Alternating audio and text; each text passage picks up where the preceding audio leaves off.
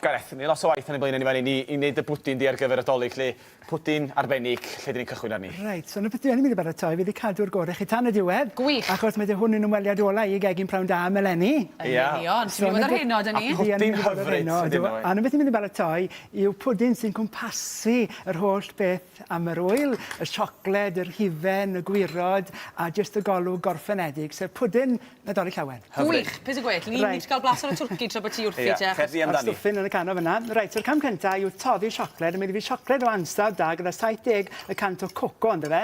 Fel bod ni'n cael gwir flas y siocled, dim rhywbeth o ychwanegiadau a'r llath a'r siwgr. So mae da fi 300 gram, sef 12 owns o siwgr o siocled wedi cael ei doddi, a dim gormod o siwgr yn fe. Dros chydig bach o ddŵr, a newch yn siŵr bod dim dŵr yn cyffwrdd gwylod yr ddisgyl, achos mae'n beryg yr siocled i grisialu a i fynd chydig bach rhy gynnes. So mae hwnna ar y tymheredd cywir. A wedyn mae eisiau basin tua rhyw 2 beint mewn maint, wrth gwrs, achos felly fydde hwn yn bwding bach, felly os na chi'n hoff iawn o bwdin Nadolig, hwn yw'r ateb. So chi jyst yn ei orchuddio wedyn gyda darn o clinglen, a allwn ni ddechrau wedyn ar yr heine. So yn yr ail fasin, mae fi caws hifennog yn awr Eidal, sef mascarpone, a to mae'n bwysig bod hwn ar ddymedd ystafell. Os oed yw'n rhy o'r, a bod chi yn ychwanegu siocled cynnes, mae'n beryg i'r gymysgedd i fynd chydig bach, wel mae'n jyst yn gwahanu. A tueddu i... na ni, iawn. Wedyn, mae da fi hufen wedi cael ei giro, tua rhyw 1/4 peint, sef 100 ml, a mae eisiau bod e ddim yn rhy gadarn, so jyst bod e'n cwmpo o'r llwy. So pwyll piau wedyn, jyst i blygu mewn, a wrth bod ni'n cymysgu, mae'r caws yn trwchu yr hufen. So to mae'r hufen wedi bod yn gegin am tua rhyw awr amser, so bod e ddim yn rhy o'r. Wedyn, yr cam nesaf yw ychwanegu y siocled. So, mae'n bwysig bod y siocled yn cael ei ychwanegu'r disgyl sydd gyda'r hufen, dim ffordd arall rownd, achos bod y basin yn gynnes, mae'n beryg i'r caws a hefyd yr hufen i fynd chydig bach mwy glib. Iawn. Ok, bod yn ofalus. Bod yn ofalus. Mae sôn o'n stwffyn yn hyfryd efo twrci gyda llaw. O, y stwffyn na. O, waw. Glas hored o drwad, sicr. Triwch adra. Ie. Reit, so wedyn i ychwanegu ansawdd, mae wedi cnau pistacho. Achos mae'r cnau mewn yn dda iawn gyda siocled. A'r peiriant yna'n gweithio'n wych dy ti. So bod e ddim yn rhy fan, fel bod chi'n gweld y tymeidau bach yma yn y mwys siocled. So wrth bod chi'n cymysgu, da chi'n creu effaith y marmor, a dal i droi, nes bod ni yn creu rhywbeth yn debyg iawn i mwys tywyll. Iawn. Boris i gilydd yn yna bach yna. So yn yr ail heinen, wedyn rwy'n ni ddechrau ar y cacennau bach yma, sef bisgedi bwdwa.